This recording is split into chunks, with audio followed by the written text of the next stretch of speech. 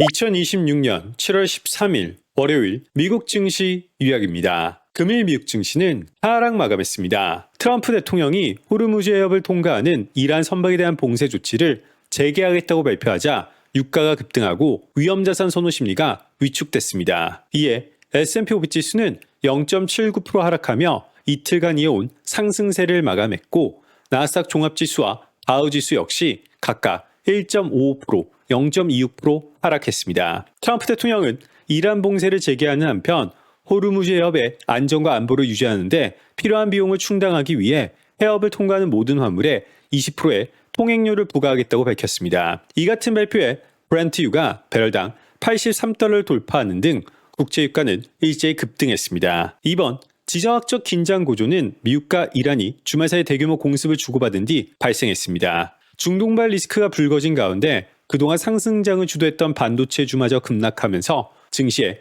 큰 부담으로 작용했습니다. 종목별로는 SK하이닉스가 지난 금요일 나스닥 상장 첫날 13% 급등한 뒤 이날 9.3% 하락했습니다. 마이크론은 4%, 샌디스크는 12%, 시게이트는 5% 하락했으며 AMD와 인텔도 각각 4%와 6% 내렸습니다. 이제 투자들은 화요일 대형은행을 필두로 본격화되는 실적 발표를 비롯해 주요 물가지표와 케빈 워시 연준 의장의 의회 증언을 주시하고 있습니다. 이번 실적 발표 시즌에 대한 시장의 기대는 높은 상황입니다. 팩트셋에 따르면 애널리스트들은 S&P 500 기업들의 2분기 이익이 전년 동기 대비 평균 23% 이상 증가했을 것으로 전망하고 있습니다. 화요일 발표되는 6월 소비자 물가 지수는 헤드라인 기준 전월 대비 0.1% 하락하는 한편 전년 동월 대비로는 3.8% 상승할 것으로 예상됩니다. 최근 휘발유 가격 하락이 소비자 물가를 다소 끌어내렸을 것으로 보이지만 수요일 발표되는 생산자 물가 지수는 생산 단계 물가 상승 압력이 여전함을 보여줄 것으로 전망됩니다. 이런 가운데 크리스토퍼 월러 연준 이사가 물가 상승 압력을 억제하기 위해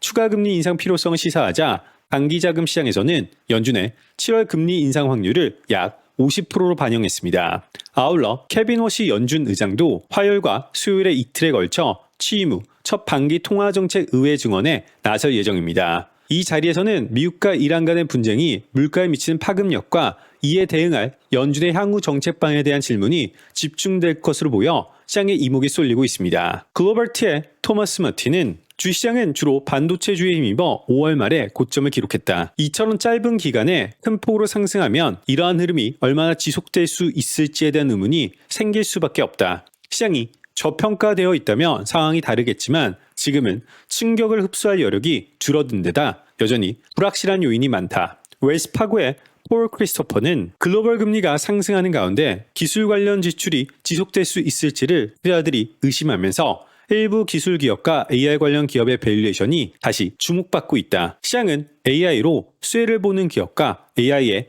막대한 자금을 지출하는 기업을 구분하기 시작한 것으로 보인다. 카슨그룹의 소누 바기스는 중동을 둘러싼 불확실성이 계속되고 있지만 앞으로 몇 주 동안 시장을 움직일 핵심 요인은 AI 흐름이 될 것으로 보인다. 라고 전하였습니다. 2026년 7월 14일 화요일 주요 일정 살펴보겠습니다.